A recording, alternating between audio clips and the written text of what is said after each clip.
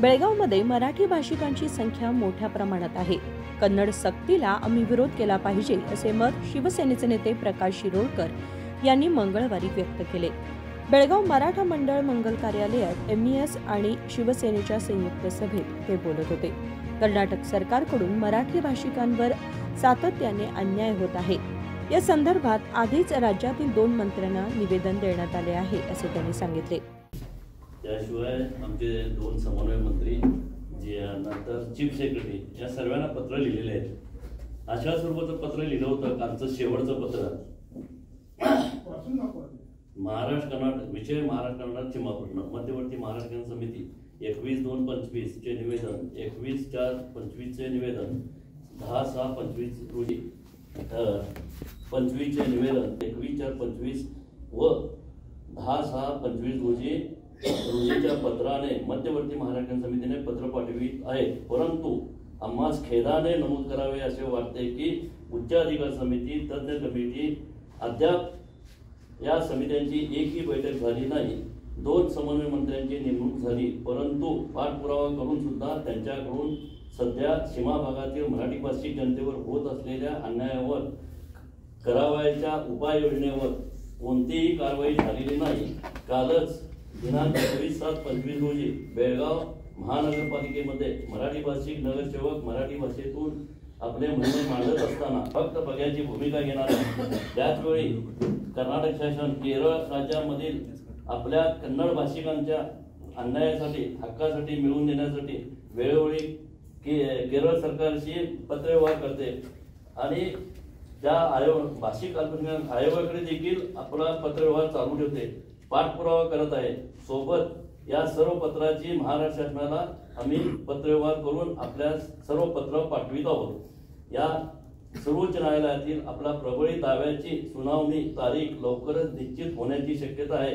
पण अद्याप वरिष्ठ वकिलांची पूर्वतयारीसाठी बैठक झालेली नाही. तेव्हा या सर्व बाबतीत महाराष्ट्र शासनाकडून लवकरात लवकर पावले उचलली जावीत अशी सीमावासियांच्या वतीनं आम्ही नम्र विनंती करीत आहोत. हे परवाचं शेवटचं पत्र त्यांना पाठवलेलं आहे. 5 जणांनाही पाठवलेलं आहे. आणखीन याशिवाय याची प्रत आज मी सकाळपासून महाराष्ट्राच्या जवळजवळ आमच्या सीमा भागातल्या 6 खासदारांनी पाठवलेले आहेत की हा प्रश्न त्यांनी लोकसभेत यावेळी उपस्थित करावा म्हणून. म्हणजे विशाल पाटील, नंतर सुप्रियाताई, संजय राऊत,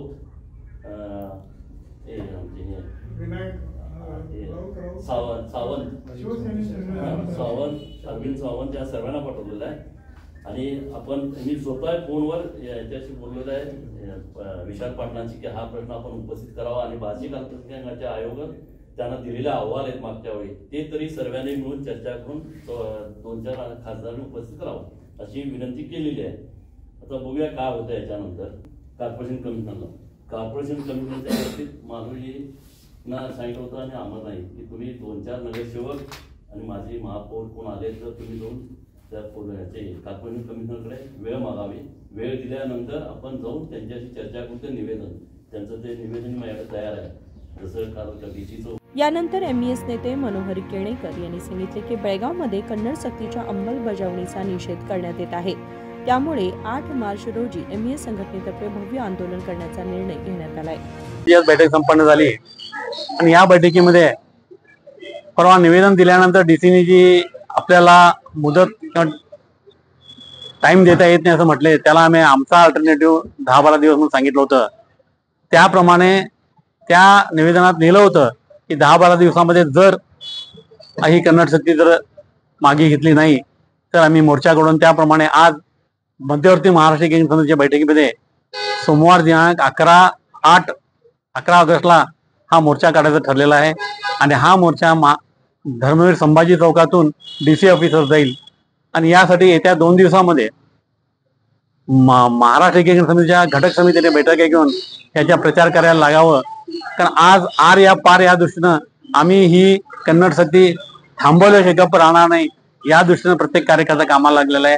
कालच गणेश महामंडळाचा बोर्ड काढला होता, तो त्यांनी बसवला तरी काय फार मोठं काम केलं असं नाही आहे.